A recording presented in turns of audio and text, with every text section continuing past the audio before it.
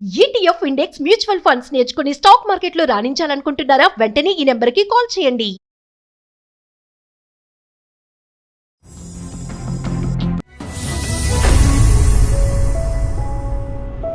అందమైన జీవితానికి స్వాగతం. నమస్తే కళ్యాణ్ గారు. తన పర్సనల్ ఇష్యూని మనకి షేర్ చేసింది, బట్ ఒకసారి మీరు కాల్ చేయమంటే చేసేస్తాను. యా,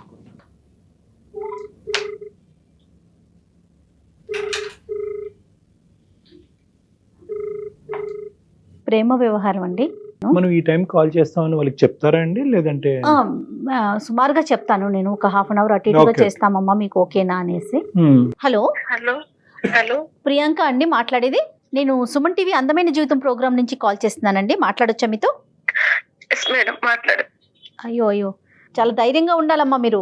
నాతో పాటు డాక్టర్ గారు కూడా ఉన్నారు. ఒకసారి డాక్టర్ గారితో మాట్లాడతారా? ప్రియాంక నమస్తే అమ్మా. నువ్వు కొద్దిగా నిన్ను ఓదార్చుకుంటూ మాతో కొద్దిగా గట్టిగా మాట్లాడితే మనకు సమస్యకి క్లియర్గా అర్థం అవుతుంది, పరిష్కారం కూడా చెప్పడం ఈజీ అవుతుంది. ఎంతమ్మా మీ వయసు ఎంత? మీరు ఎక్కడి నుంచి మాట్లాడుతున్నారు? మాది నెల్లూరు సార్. ఓకే, నా వయసు 26 సంవత్సరాలు. ఓకే, ఏంటమ్మా సమస్య? నా ఏంటి పేరు చెప్పండి. ప్రియాంక సార్. ఎస్, నేను డిగ్రీ వరకు నెల్లూరులో చేశాను సార్. Very good. పీజీ కోసం హైదరాబాద్ కు వచ్చాను. Very good. పీజీ చేయడానికి. ప్రొఫెసర్ కావాలని నా డ్రీమ్ సార్. ప్రొఫెసర్ క్యాంపస్ లో జాయిన్ అయ్యాను. ఆఫ్టర్నూన్ నాకు చిన్నప్పటి నుంచి డాన్స్ అంటే బాగా ఇష్టం సార్. ఇంకా కాలేజ్ అయిన తర్వాత డాన్స్ స్కూల్లో జాయిన్ అయ్యాను.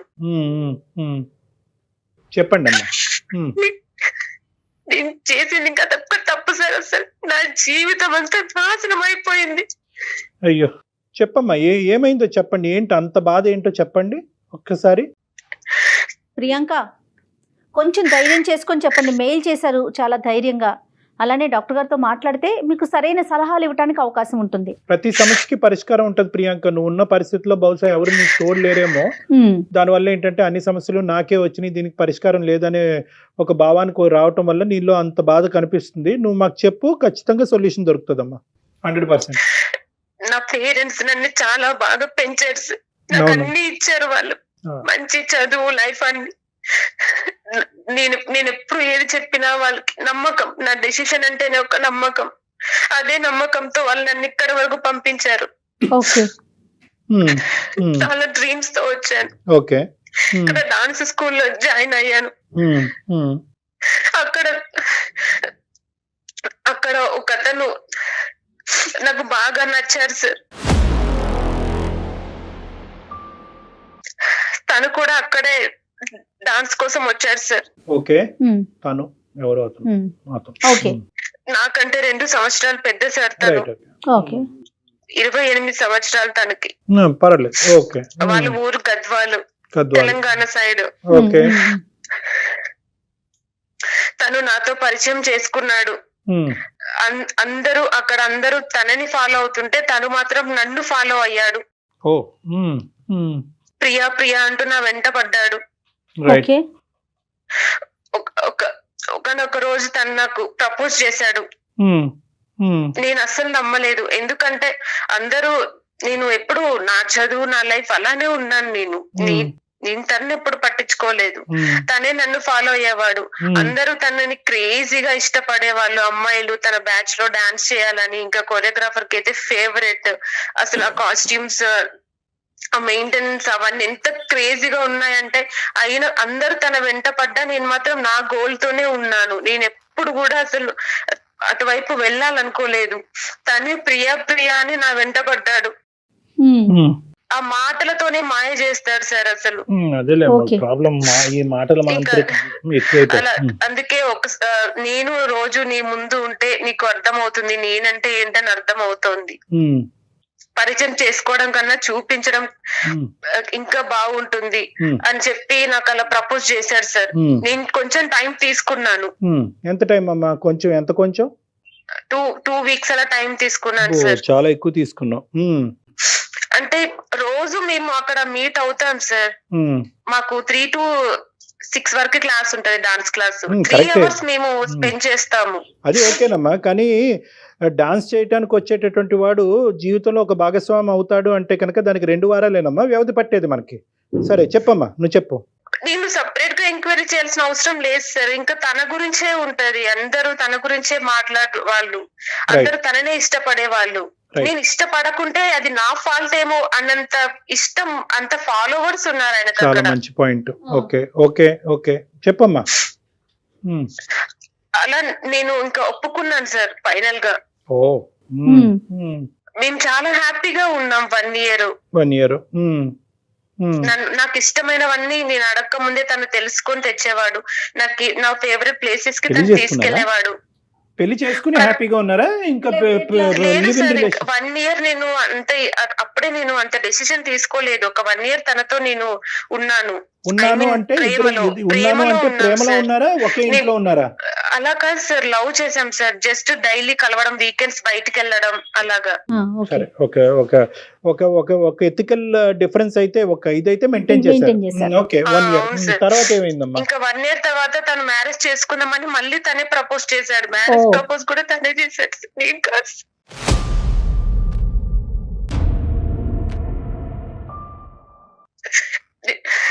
నేను మీ ఇంట్లో వాళ్ళకి చెప్పాలి అని అన్నాను. అంటే వద్దు, మా ఫాదర్ వాళ్ళు ల్యాండ్ లార్డ్స్, అక్కడ వాళ్ళు ఫ్యామిలీ వాళ్ళనే చేసుకోవాలి, నాకు ఒక దూరం సంబంధం వచ్చింది, ప్రెజర్ చేస్తున్నారు, అవన్నీ కాదని నీకోసమే ఉన్నాను. కానీ నేను ఇంట్లో ఇవన్నీ చెప్పలేను, వాళ్ళు ఒప్పుకోరు, వాళ్ళకి క్యాస్ట్ ఫీలింగ్ అన్ని ఉన్నాయి. నాకు నువ్వు ఉంటే చాలు, ఒక బాబు పాప పుట్టిన తర్వాత ఎలాగైనా ఒప్పుకుంటారు. ఇప్పుడు నేను వాళ్ళ ముందు వెళ్ళి నిలబడలేను, నేను ఒక్కగానొక్క కొడుకుని అని నన్ను కన్విన్స్ చేశారు సార్. ఓకే, అట్లీస్ట్ నేను మా ఇంట్లో అన్నా వెళ్ళి చెప్దాము, ఇంటికి రాను ఇన్వైట్ చేశాను నేను. అంటే కాల్లో చెప్పు, ఇప్పుడు వద్దు, ఎలా అయినా పేరెంట్స్ మనం డైరెక్ట్ గా వెళ్తే ఏది జరగదు, పేరెంట్స్ ఎదురు కూర్చొని మాట్లాడతారు, ఇంకా అది మా ఇంట్లో జరగదు, ఒకసారి కాల్ చేసి చెప్పు అని తనే అన్నాడు. నేను తనని అంత నమ్మాను సార్, అసలు ఇంకా తనుంటే చాలు అనేలాగా. డాడీ కాల్ చేశాను నేను, మరి నేను ఇలా అనుకుంటున్నాను అంటే ఇంకా డాడీ చాలా సీరియస్ అయ్యాడు. మేము ఆల్రెడీ నీ కోసం మంచి చూస్తున్నాము, అన్ని సిద్ధం చేసుకుంటున్నాము, నువ్వు పీజీ చేసి సెటిల్ అయ్యి ఆ చాయిస్ మేము తీసుకోవాలనుకున్నాము, కానీ నువ్వే తీసుకున్నావు ఇది కూడా అని చెప్పి డాడీ చాలా సీరియస్ అయ్యాడు. ఓకే, నీ డెసిషన్ ని నేను ఎప్పుడు కాదని లేదు, రెస్పెక్ట్ ఇచ్చాను. ఇప్పుడు కూడా నేను రెస్పెక్ట్ ఇస్తున్నాను.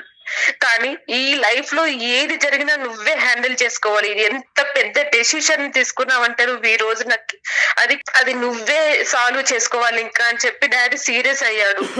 ఓకే, అంటే ఎంత సీరియస్ అయినా కూడా ఇటువంటి విషయాల్లో తక్కువే.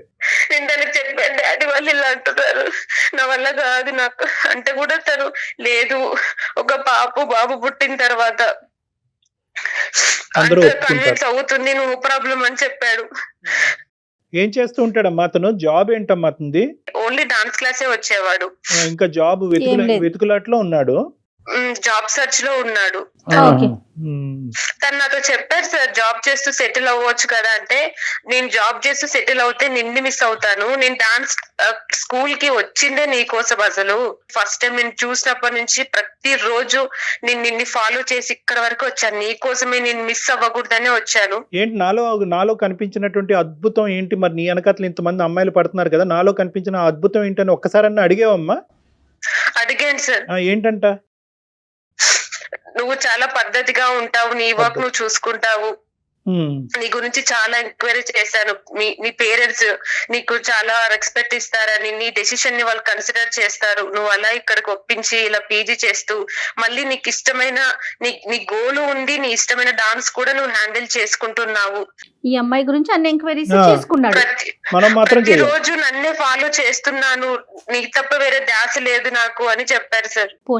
నేను తన ఫ్యామిలీని చూడాలన్నాను సార్. చూడాలి అన్నప్పుడంతా నాకు తను అప్పుడప్పుడు ఇంటికి వెళ్ళేవాడు, ఫంక్షన్స్ అని, ఫెస్టివల్స్ అని, అవన్నీ నాకు మొబైల్లో వీడియోస్, వాళ్ళ ఫొటోస్ అవన్నీ చూపించేవాడు, ఆల్బమ్ అన్ని నాకు. అంటే తను 3 days ఉంటే ఆ 3 days నాకు వీడియో కాల్ చేసి తన రూమ్ చూయించడం, వాళ్ళ ఇల్లు చూయించడము. తను అక్కడ 3 days ఉన్నా 4 days ఉన్నా ఆ డేస్ కూడా నాతోనే ఉన్నట్టు ఉంటది సార్.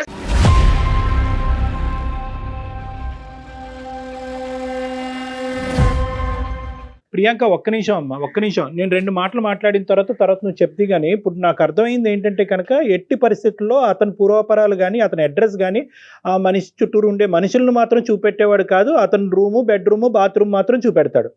అలా కాదు సార్, లంచ్ చేసేటప్పుడు అమ్మ ఇలా చేసింది చూడు లంచ్ అని ఇలా చూపించడము. వాళ్ళ అమ్మ వండిన అన్నము కూర కాదు చూపించటం, వాళ్ళ అమ్మని పరిచయం చేశాడా మీకు ఫోన్ లో? ఇంట్లో వాళ్ళు స్ట్రిక్ట్ కాబట్టి అలా అసలు నేను ఒక అమ్మాయితో మాట్లాడుతున్నానని తెలిస్తేనే చాలా గొడవలు జరుగుతాయి. అందుకే అలా ఎప్పుడు మాట్లాడించలేదు. అతని పేరేంటి ఇంతకి? విశ్వాస్. ఓకే అమ్మా, విశ్వాసం. సరే తర్వాత ఏమైందమ్మా చెప్పమ్మా. తర్వాత పెళ్లి చేసుకున్నారా? గుళ్ళో మ్యారేజ్ చేసుకున్నాం సార్. రిజిస్టర్ మ్యారేజా గుళ్ళోనండి? రిజిస్టర్ మ్యారేజ్ అడిగాను నేను. రిజిస్టర్ మ్యారేజ్ చేసుకుందాం అంటే అలా వద్దు, ఎందుకంటే సాక్షి సంతకాలకి ఎవరు రారు, మీ వాళ్ళైనా మా వాళ్ళైనా రారు. ఇంకా మనము డాన్స్ స్కూల్లో చెప్తే అది బాగోదు, ఇప్పటికే అందరూ నా వెంట పడుతున్నారు, నేనేమో నీ వెంట పడుతున్నా అని చెప్పి అమ్మాయిలందరు నన్ను కుళ్ళుకోవడం, అబ్బాయిలందరు నిన్ను కుళ్ళుకోవడం. ఇలా ఇక్కడ మనం మంచి కోరే వాళ్ళు ఎవరున్నారు, జలస్ ఫీల్ అయ్యే వాళ్ళే ఉన్నారు, వీళ్ళెందుకు మనకి. ప్రతి దానికి ఒక ట్యాగ్ లైన్ ఉంటది కదా, ప్రతి దానికి నువ్వు అడిగేటటువంటి ఉంటది. కానీ మనం ప్రశ్నించాం కదా. ఇక్కడ వచ్చేటటువంటి ప్రాబ్లం ఏంటంటే ప్రతిదానికి ఏదో వంక చూపెడుతున్నాడు. తల్లిదండ్రులు చూపెట్టమంటే వంక చూపెడుతున్నాడు, మాట్లాడించమంటే వంక చూపెడుతున్నాడు. అక్కడ ఏదో పెద్ద కుటుంబం, వాళ్ళు తీస్తే పరుగు పోద్దని అంటాడు. పోనీ అట్లీస్ట్ ఒక రిజిస్టర్ మ్యారేజ్ చేసుకుందాం అంటే కనుక వాళ్ళకి వీళ్ళకి తెలియటం ఎందుకు, గుట్టు చప్పుడు కాకుండా చేసుకుందాం అంటాడు. ఇన్ని కామాలు ఫుల్స్టాపులు పెట్టినోడిని ఒక్కటి స్ట్రైట్ ఫార్వర్డ్గా నేను అడిగింది నేను కోరుకునేది ఒక్కటన్నా చెయ్యొద్దా ఈ పెళ్లి విషయంలో అని అడిగే దమ్ము ధైర్యం నీకు లేదమ్మా? నువ్వంటే ప్రాణం, నువ్వు నా బంగారం, నువ్వు లాంటి అమ్మాయి లేవు, 100 మంది నీ వెనకట్లు పడుతున్నారు, నువ్వు నా వెనకట్లు పడుతున్నావు కాబట్టి నేను పెళ్లి చేసుకుంటాననేటటువంటి ఒక్క కంక్లూజన్కి వచ్చి చేసేసుకున్నావు, అంతే కదా సార్? ఒక అమ్మాయికి ప్రేమ చూపించే భర్త కంటే ఇంకా ఏది ఎక్కువ ఉంటుంది సార్? ఇంకెవరు చూపెట్రా? అన్ని ఓపెన్ గా ఉండి అందరినీ పరిచయం చేసుకుంటూ అందరితో నార్మల్ గా ఉండేటటువంటి ప్రేమ చూపెట్టేటటువంటి వ్యక్తులు మనకు వద్దా? అంతా ఈ కపటి ప్రేమ, సీక్రెట్ ప్రేమే కావాలా మనకి? మీ నాన్నగారు ఒక కూతురుగా నీకు చూపెట్టేటటువంటి ప్రేమని బహిరంగంగా అందరికీ చూపెట్టే ఒక తండ్రి ప్రేమని వేరే మగాడు ఎందుకు చూపెట్టలేడు? ఎందుకు ఈ ప్రేమలో ఎందుకు అంత సీక్రెసీ? అది నా ప్రశ్న. ప్రేమ తప్ప నన్ను అనట్లే, ఎందుకు ఈ సీక్రెసీ ఎందుకు? వాళ్ళు చెప్తే ఫీల్ అవుతారు, వీళ్ళు చెప్తే. సరే పెళ్లి చేసుకున్నారు, ఒక ఫోటో తీసుకున్నారమ్మా? ఫోటో తీసుకున్నారు, ఒక 2-3 ఫోటోలు ఏమైనా తీయించుకున్నారా? అవి కూడా లేవా? మొబైల్ మేమే తీసుకున్నాం సార్, తన మొబైల్లో ఉన్నాయి. సరే ఓకే, ఏమైందమ్మా తర్వాత ఏమైంది? పెళ్లి చేసుకున్నారు, ఎక్కడ కాపురం పెట్టారు? హైదరాబాద్ లోనే ఒక చిన్న ఇల్లు తీసుకొని అక్కడే ఉన్నాం సార్. ఇంకా నేను డాన్స్ మానేసి పార్ట్ టైం జాబ్ కి వెళ్ళాను ఫస్ట్. ఓకే, నీ కాలేజ్ ఫీజులు ఇవన్నీ కూడా ఇంకా ఓవర్సీస్ ఏనమ్మా? అదే నాన్నగారేనా? నీ అమ్మాయితో గట్టిగా మాట్లాడాలో తెలియదు, మెతగ్గా దువ్వాలో తెలియదు. కాదమ్మా ప్రియాంక, ఒకే ఇంట్లో ఉన్నాం మేడం. ఇంకా స్టార్ట్ చేసాము న్యూ లైఫ్ ని, కొత్త కాపురం మొదలు పెట్టారు. రైట్, తర్వాత కాలేజ్ అవన్నీ మానేశాను, అయిపోయింది. పార్ట్ టైం జాబ్ కి వెళ్తుంది కదా, మరి ఇల్లు గడవాలిగా. కొన్నాళ్ళకి నాకు ప్రెగ్నెన్సీ వచ్చింది. 7th month అప్పుడు ఒక రోజు నన్ను కూర్చోబెట్టి నీకు ఒక విషయం చెప్పాలన్నాడు.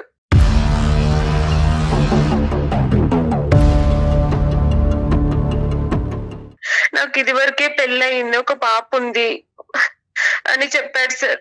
అసలు నాకు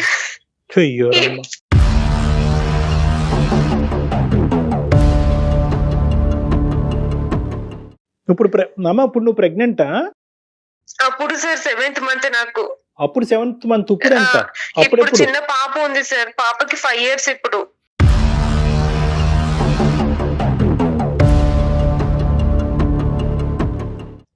ఏం చెప్పాలా అసలు, నాకు ఎందుకు జోక్ చేస్తున్నా, నువ్వేమన్నా ఏం మాట్లాడుతున్నావు అసలు అన్నాను నేను. లేదు బంగారం, లేదు బుజ్జి అని అప్పుడు కూడా నాతో ప్రేమగానే మాట్లాడుతున్నాడు. నాకు మళ్ళీ అప్పుడు ఫొటోస్ చూపించాడు, వాళ్ళ మ్యారేజ్ ఫొటోస్, అది వాళ్ళ పాపకి పేరు పెట్టడం అవన్నీ ఫ్యామిలీ. అసలు నాకు ఎట్లా రియాక్ట్ కావాలో కూడా అర్థం కాలేదు సార్. అసలు నేను ఏం చేయాలి ఇప్పుడు?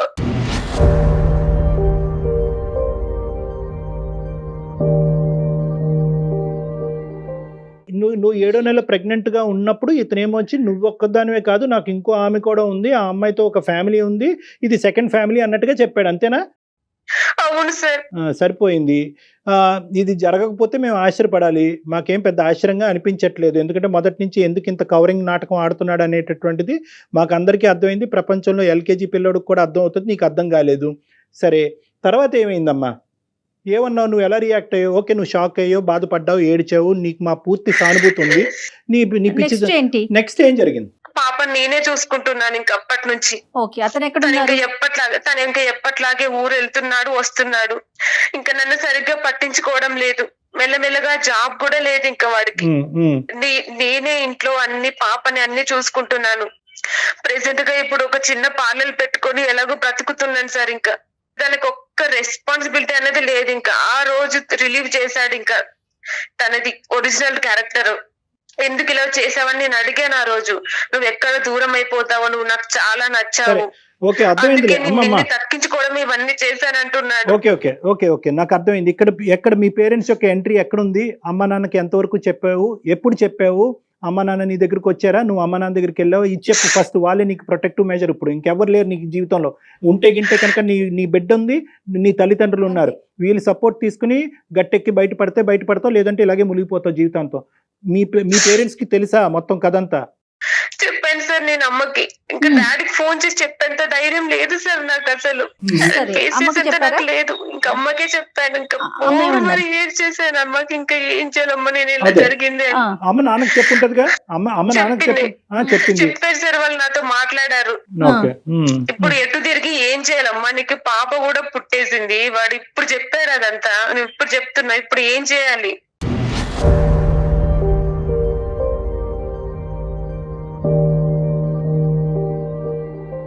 ఇది పెళ్లి కాదు. నెంబర్ 1 నువ్వు గుర్తుపెట్టుకోవాల్సింది ఏంటంటే, గుడిలో పెళ్లి చేసుకున్నా, ఫోటోలు తీసుకున్నా, ఏం చేసుకున్నా కూడా ఫస్ట్ ఆఫ్ ఆల్ ఇది పెళ్లి కింద పరిగణలోకి రాదు. ఎందుకంటే legally this is not correct marriage. So ఇది పెళ్లి కాదు. ఇదే చెప్తున్నారు సార్. నేను పోలీస్ కంప్లైంట్ ఇస్తే కూడా ఇదే చెప్తున్నారు. ఇది పెళ్లి కాదు. కాబట్టి ఫస్ట్ ఆఫ్ ఆల్ నువ్వు అర్థం చేసుకోవాల్సింది ఏంటంటే, you are not bound by anything. నీకేమి రిస్ట్రిక్షన్స్ కానీ, బౌండరీస్ కానీ, అతని చేత తిట్టించుకోవటం కానీ, కొట్టించుకోవాల్సినటువంటి అవసరం కానీ, అతని చేత అవమానపడవలసినటువంటి అవసరం కానీ నీకు ఏ కోసాన కూడా లేదు. అలానే ఎలాంటి రైట్స్ లేవు. ఎలాంటి రైట్స్ నీకు రైట్స్ లేవు. అది ఏదైనా ఉంటే ఇంకా నీ పాపకి రైట్స్ ఉంటాయి. ఓకే, ఇది లీగల్ ఆస్పెక్ట్ ఆఫ్ థింగ్స్. నరకం చూపించారు సార్ 5 ఏళ్ళు నాకు. ఇప్పుడు మళ్ళీ కొత్తగా ఇంటికెళ్ళి నువ్వు డబ్బులు తీసుకురా మీ ఇంటికెళ్ళి అని కూడా అంటున్నారు సార్. నాకు నరకం సార్. రోజు తాగి మిడ్ నైట్ ఎప్పుడో వస్తారు. అసలు ఇల్లంతా వామిటింగ్ చేసుకుంటారు. అసలు నా లైఫ్ ఎట్లుందంటే, వాడు అవసరానికి నేను ఉన్నా కదా ఈ రోజు అన్నంత దిగజారిపోయింది సార్. అసలు వాడు ఊరు వెళ్ళి రాలేకపోయావమ్మా. అసలు ఏంటి అక్కడ ఏం కథ అన్నది ఇప్పటికైనా వెళ్ళావా? ఒకసారన్నా ఆ ఊరు ప్రయాణం చేసావా? లేదు సార్. ఏం ధైర్యం లేదా? సపోర్ట్ లేదా? సపోర్ట్ లేదు. నాకు అంత ధైర్యం కూడా లేదు సార్. అసలు ఎలా నేను ఏమని చెప్పాలి సార్ వాళ్ళకి? వాళ్ళు అక్కడికి వెళ్తే కూడా వాళ్ళే అంటారు, ఇది వాడికి పుట్టిందని ఏం గ్యారెంటీ అంటారు. అసలు వాళ్ళు నన్ను ఎప్పుడూ చూడలేదు. నేను ఇప్పుడు వెళ్ళి మీ అబ్బాయికి నేను వైఫ్ అంటే ఎవరు నమ్ముతారు సార్ నన్ను? అలా కదమ్మా. ఇప్పుడు అవన్నీ నువ్వు ఇక్కడ కూర్చుని ఊహించుకోవటం కాదు కదా. వాళ్ళు నీ బిడ్డే అంటారా, లేదంటే నన్ను నమ్ముతారా, నువ్వే పిచ్చిదానిలాగా ఈ గొంతలోకి దిగావని అంటారా? ఇవన్నీ తర్వాత అంశాలు. అసలు ఈ వ్యక్తి యొక్క క్యారెక్టర్ అనేటటువంటిది పెళ్లికి ముందు తెలుసుకోలేదు, పెళ్లి తర్వాత తెలుసుకోలేదు, బిడ్డ పుట్టిన తర్వాత తెలుసుకోలేదు, మోసపోయిన తర్వాత కూడా తెలుసుకోలేదు. అసలు ఎవడి వీడు? ఎక్కడి నుంచి వచ్చాడు? నిన్నే ఎందుకు పట్టుకున్నాడు? ఆ డాన్స్ క్లాస్లో 100 మంది అమ్మాయిలు ఎంట పడుతుంటే కనుక వాళ్ళందరినీ వదిలేసి నిన్నే ఎందుకు పట్టుకున్నాడు? అటువైపు ఆ భార్య యొక్క పరిస్థితి ఏంటి? You have been cheated. నేను చీట్ చేయబడ్డాను అనేటటువంటి అంశం నువ్వు గట్టిగా మాట్లాడి ఆ ఊర్లోకి వెళ్ళి పంచాయతీ పెట్టకపోతే ఎలా? ఎన్ని పంచాయతీలు చేసినా వాళ్ళ ముందు అన్ని చెప్తారు సార్. లేదు, నేను ప్రేమగానే చూసుకుంటున్నా నా భార్యని, నా బుజ్జి, నా బంగారం అంటారు సార్. ఎవరికైనా సపోర్ట్ తీసుకొని వెళ్ళాలంటే కూడా అసలు నువ్వే వైఫ్ కాదు, ఇది ఇల్లీగల్. అసలు ఎలా వెళ్ళాలి అక్కడికి? నాకు ఇప్పుడు సపోర్ట్ లేదు. పోలీస్ కంప్లైంట్ ఇచ్చిన వాళ్ళు నాకే కౌన్సిలింగ్ ఇచ్చి నన్ను తిరిగి వెళ్ళమంటారు. అవును కరెక్ట్. అక్కడ వీడు బుద్ధిమంతుల్లాగా మాట్లాడతారు సార్. అలా ఏం లేదు, ఏదో చిన్న చిన్న గొడవలు అంతే అంటాడు వాళ్ళ ముందు. సో అక్కడికి వెళ్ళైతే నువ్వు మాట్లాడదలుచుకోలేదు, అతను పరువు తలుచుకోలేదు, ఎందుకు ఇలా మోసం చేశాడు అనేటటువంటి అంశం గురించి పూర్వపరాలు తెలుసుకునేటటువంటి ఆలోచన కూడా నీకు లేదు. The only question in front of అందమైన జీవితం ఈస్, నువ్వు మమ్మల్ని అడిగేది ఏంటంటే ఇందులో ఉండాలా, దులుపుకోవాలా? అంతేనా? నేను చాలా ఆలోచించాను. ఫ్యామిలీ గురించి అన్ని. ఒకవేళ నేను అలా వెళ్తే నా ఫ్యామిలీ బయటకు వస్తుంది. ఇప్పుడు ఏదో గుట్టి చప్పుడు కాకుండా ఉన్నాను. నాకు మ్యారేజ్ అయిందని కూడా నా రిలేటివ్స్ కూడా తెలియదు ఇప్పుడు అసలు. ఏదో అమ్మాయి చదువుకుంటుంది, సెటిల్ అయింది అనేలాగే మా పేరెంట్స్ కవర్ చేశారు. ఇంత జరుగుతుంది నా లైఫ్ లో అని చెప్పి వాళ్ళు ఎవరికి చెప్పలేదు. నో అమ్మ, ఇప్పుడు ఇక్కడ 2 అంశాలు జాగ్రత్తగా గుర్తుపెట్టుకో ప్రియాంక. వాళ్ళ ఇంటికి వెళ్ళి అన్ని గొడవలు చేస్తే నా ఫ్యామిలీ రోడ్డున పడుతుంది సార్. ఓకే, నువ్వు అక్కడికి వెళ్ళి పరువు తీసేటటువంటి ప్రయత్నం చేయవు కాబట్టి ఆ సబ్జెక్ట్ వదిలేసే, దాని గురించి మాట్లాడద్దు. ఇంకా ఇక్కడ మీ కుటుంబ సభ్యులకి ఎవరికి తెలియదు ఈ పరువుని కాపాడుకోవాలి, అట్ ద సేమ్ టైం నా జీవితాన్ని కాపాడుకోవాలి అనేటటువంటిది చాలా కష్టం అమ్మా. నువ్వు ఎక్కడో చోట నుంచి ఏదో ఒక ధైర్యం తెచ్చుకోవాలి, ఒక సపోర్ట్ అయితే ఖచ్చితంగా తీసుకోవాలి. ఇప్పుడు నాకు ఒక పాప ఉంది సార్, దానికి 5 ఏళ్ళు. ఇప్పుడు పాపను బాగా చూసుకుంటాడా? పాపకు కావాల్సినవన్నీ చూస్తుందా? పాప అతనికి బాండ్ అయిందా? అన్ని సిగ్గు వదిలి చెప్తున్నా కదా, ఇప్పటికీ ఆ పాపకు ఒక్క డైపర్ కూడా తెలియదు. వాడు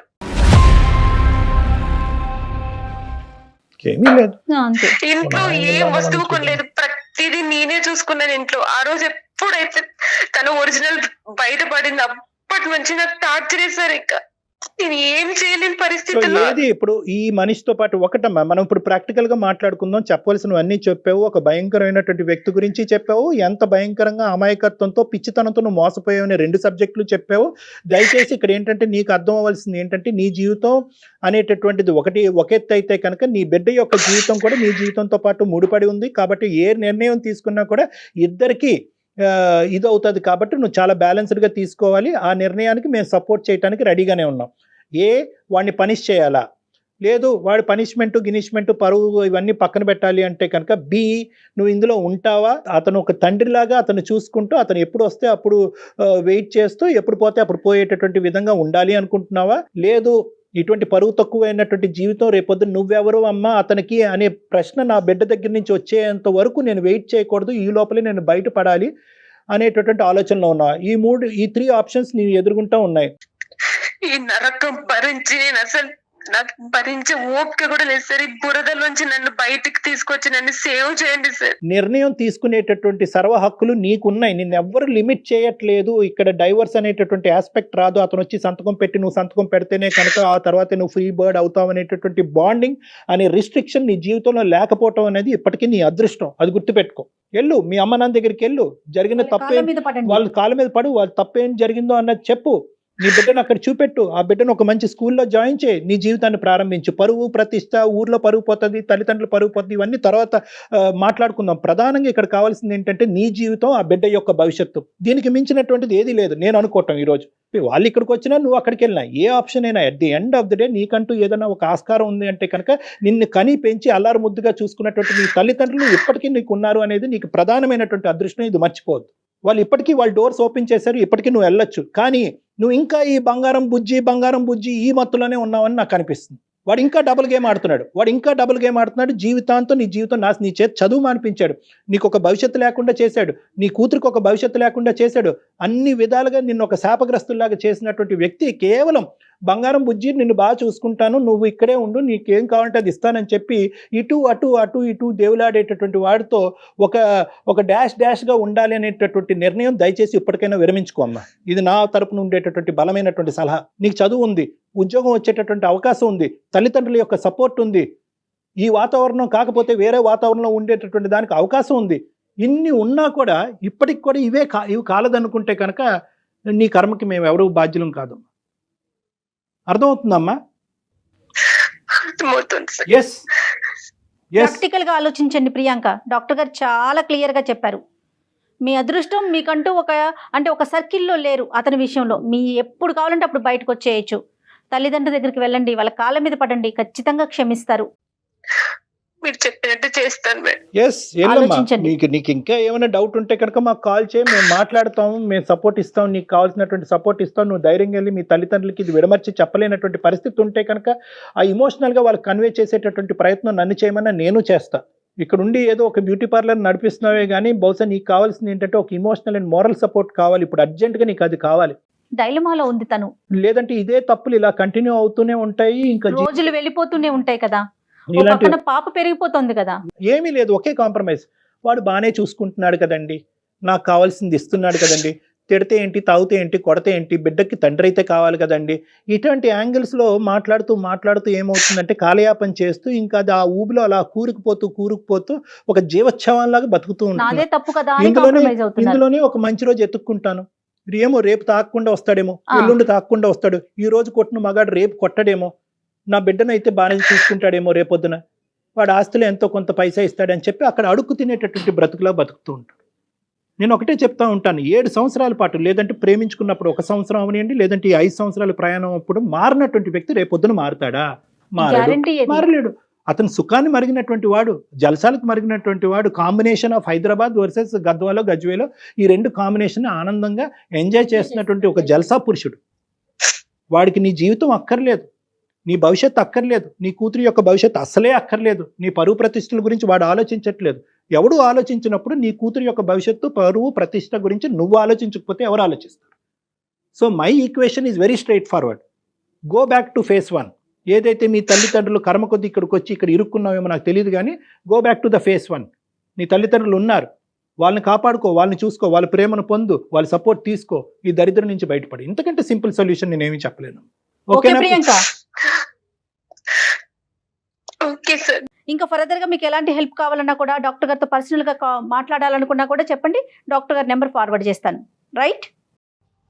ఓకే మేడం. Okay, Okay. ధైర్యంగా ఉండండి. ఆల్ ద బెస్ట్ నాన్న. మంచి నిర్ణయం తీసుకో, సపోర్ట్ తీసుకో, ఫ్యామిలీ సపోర్ట్ తీసుకో. మాకంటే పెద్ద కౌన్సిలర్స్ ఎవరైనా ఉన్నారంటే అది మీ ఫ్యామిలీ తల్లిదండ్రులు, మెంబర్స్. అది మర్చిపోద్దు. ఓకేనా? Bye, all the best, thank you, god bless. ఇది మనం మాట్లాడుకోవటానికి కూడా అంటే ఎంత ఫూలిష్ గా నమ్మేస్తున్నారంటే, చదువుకున్న పిల్లలు అయ్యండి, అతను తెలీదు, అతని కుటుంబం తెలీదు, ఇల్లు తెలీదు, వాకిలు తెలీదు. ఈ ప్రేమ అనేటటువంటి ఒక ముసుగు, ఆ ఒక మత్తులో మత్తు. అమ్మాయి ఇప్పటికీ కాంప్రమైజ్ అయ్యే ఉంది కళ్యాణ్ గారు. మనకు మీరు అన్నట్లుగా మాటలను బట్టి తప్పక తప్పక తప్పక ఆప్షన్ లెక్క. ఇంకేంటంటే ఇలా బతికేద్దాము, ఏముందిలే, అటువైపు వెళ్తే కుటుంబ పరువు పోతుంది, ఇటువైపు పోతే కనుక వాడి పరువు పోతుంది, ప్రస్తుతానికైతే వీడు బాగానే చూసుకుంటున్నాడు కాబట్టి ఇంతకంటే దరిద్రంగా చూసుకున్నప్పుడు చూద్దాం అనేటటువంటి ఆలోచనతో ఆ ఊబులు అలా కూరుకుపోతూ ఉంటారు, సర్వనాశనం అయిపోతారు. సో ఈ అమ్మాయి అదృష్టం కొద్దీ మనకు ఫోన్ చేసింది. అవును. బహుశా ఈ అమ్మాయి యొక్క సీక్వెన్స్ ద్వారా చాలా మందికి నా మెసేజ్ వెళ్ళాలి అనేటటువంటి నా కోరిక.